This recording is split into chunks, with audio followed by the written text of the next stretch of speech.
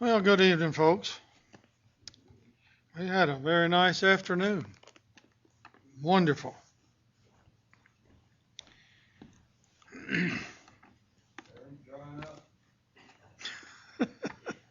Well, wait till in the morning. Jerry, you like short sermons. Obadiah is as short as you can get, folks.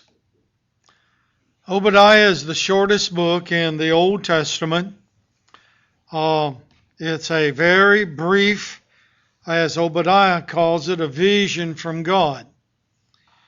And it won't take but a few minutes to give you an overview of Obadiah, and that's what I'm trying to do on Sunday night, to go through the 12 minor prophets and give you a brief understanding of what each of these is about.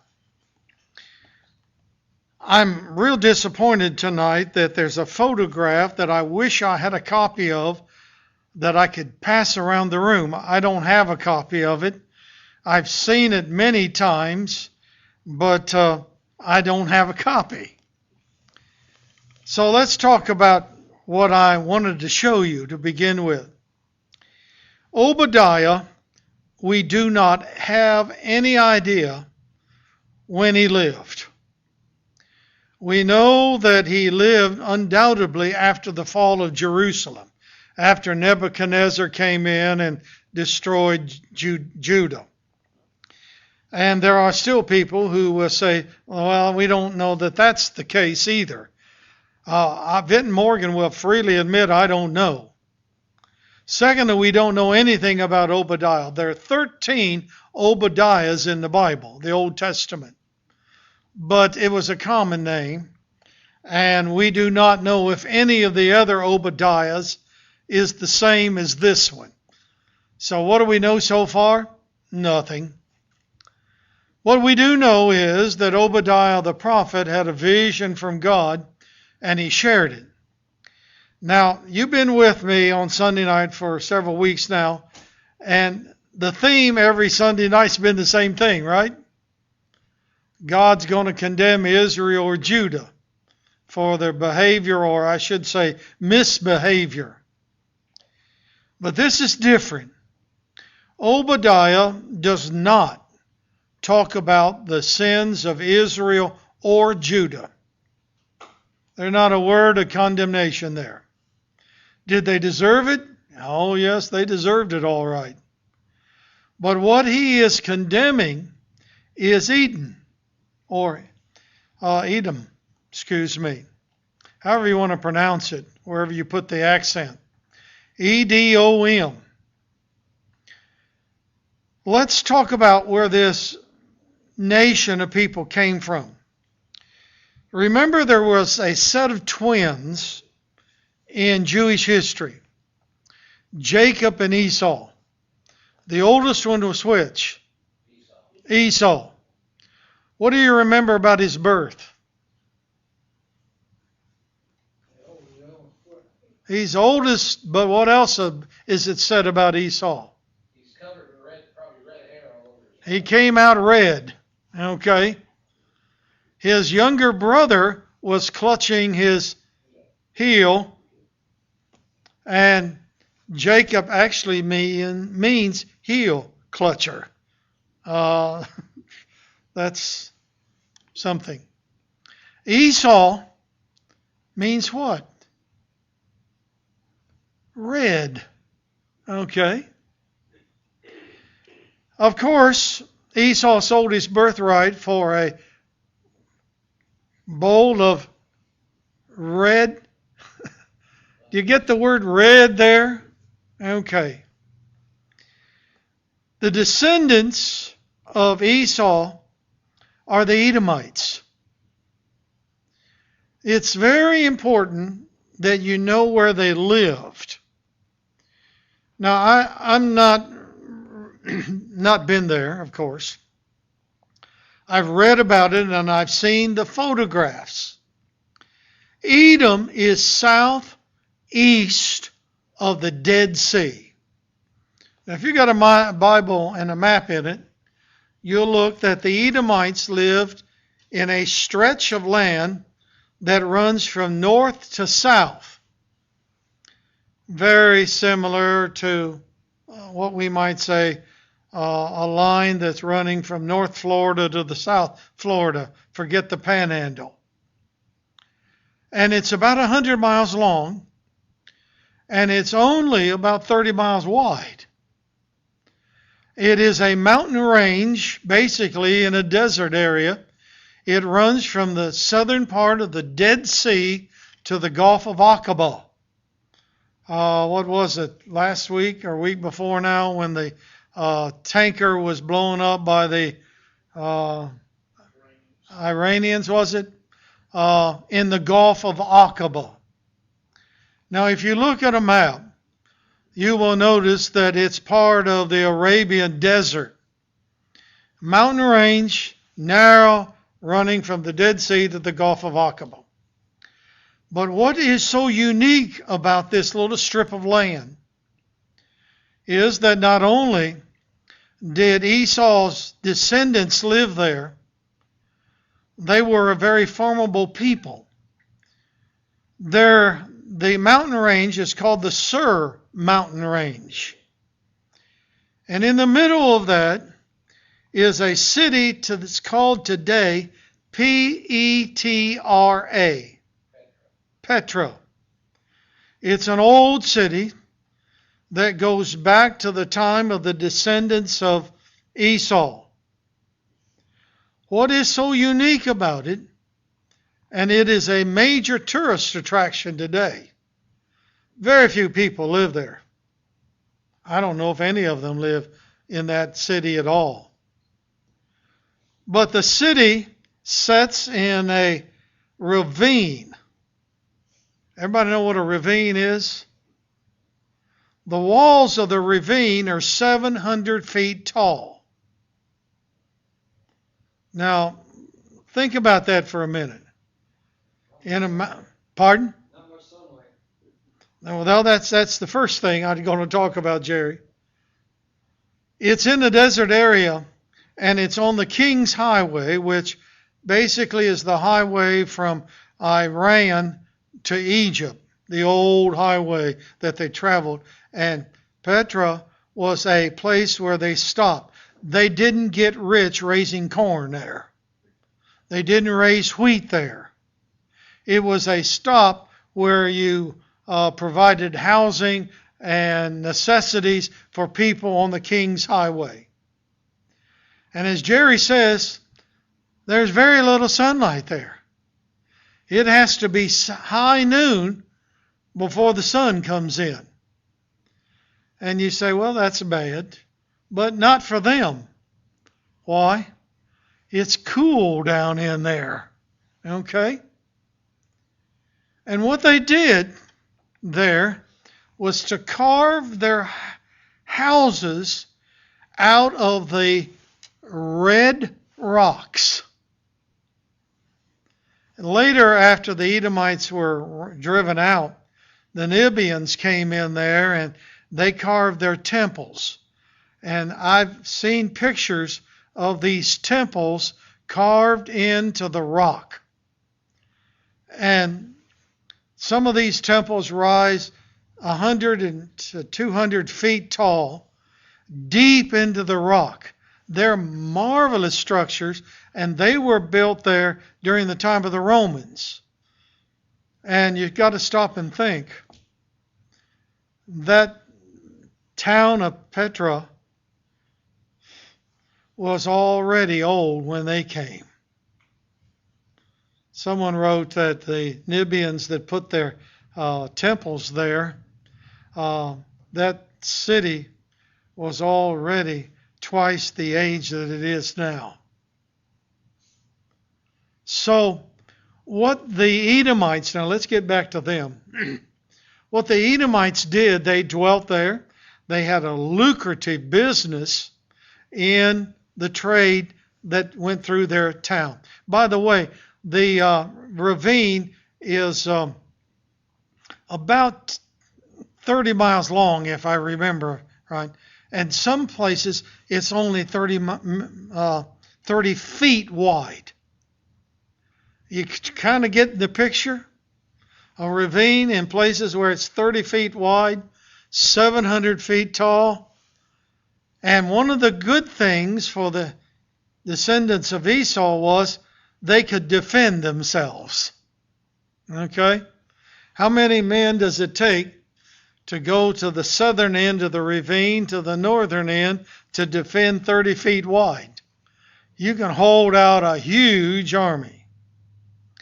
The Edomites were also known as very politically astute.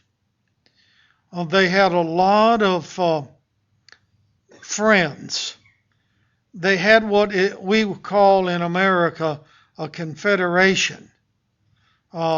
Groups of people uniting together to defend themselves. And so they were politically astute, they were prosperous, and they had a defense that couldn't be beat. Now, I spent a lot of time on that, but you have to appreciate that to understand Obadiah. There's another thing that we've got to talk about, which might be called a family affair. Esau and Jacob were brothers, right? But the history of Jacob's descendants and Esau's descendants is a history of conflict. Now, you can read Obadiah in a few minutes. I probably could have started reading and been through by now. It only has 21 verses. They were in conflict. And I can't go through, because I can't remember all of the conflicts they had. But I can remember the major ones. The major conflict that the Edomites had with the children of Israel was that when the children of Israel were coming out of Egypt and they were wandering in the wilderness and going into the promised land, the Edomites refused to let them pass through their territory. That was the number one thing that was always in the mind of the Jews. These are our kinfolk, and they won't let us go through their land. We're not going to take it. We just need to go through it. And they wouldn't let them. The other thing, and there are two major things and probably at least a half a dozen more. The other thing that was significant was that when the Babylonians and Nebuchadnezzar came in to destroy Judah, the Edomites joined in with them. And when it came time to spoil Jerusalem, that is, destroy it and take what you wanted, the Edomites joined in. There's more to it than that. So in other words, those two things and many more were the things that created hate in the heart of the Jews for the Edomites. Now, we don't know, and certainly Vinton Morgan doesn't know, exactly which of these times that Obadiah is talking about. It seems very obvious that he's talking about Nebuchadnezzar and the destruction of Judah. But there are other times he's speaking about too. And there are numerous other times in 1st and 2nd Chronicles, 1st and 2nd Kings, where it mentions that the Edomites and others made war on King David, Solomon, and down the line. Now, let's go to the heart of what this little book is about. In verse 3 down to verse 9, and I'm going to tell you very briefly what it says there. Obadiah says that his vision from God is that God is going to destroy Edom. God's going to destroy it. And he makes mention of the fact that the friends of the Edomites, their confederation they have, are going to turn against them. That they cannot defend themselves. He makes mention of the fact that they have wise men, that is, politically astute and wise men and other characteristics are not going to save them. They cannot put up a defense because God's going to destroy them. It's going to happen, and nothing can remove that destruction. In verse 5, for example, and I'll give you an example here. If thieves come to thee, if robbers by night, how art thou cut off? Would they not have stolen till they had enough? If the grape gatherers come to thee, would they not leave some grapes? When you gather your grapes, you don't take all of them. The ones the birds have damaged, you leave them.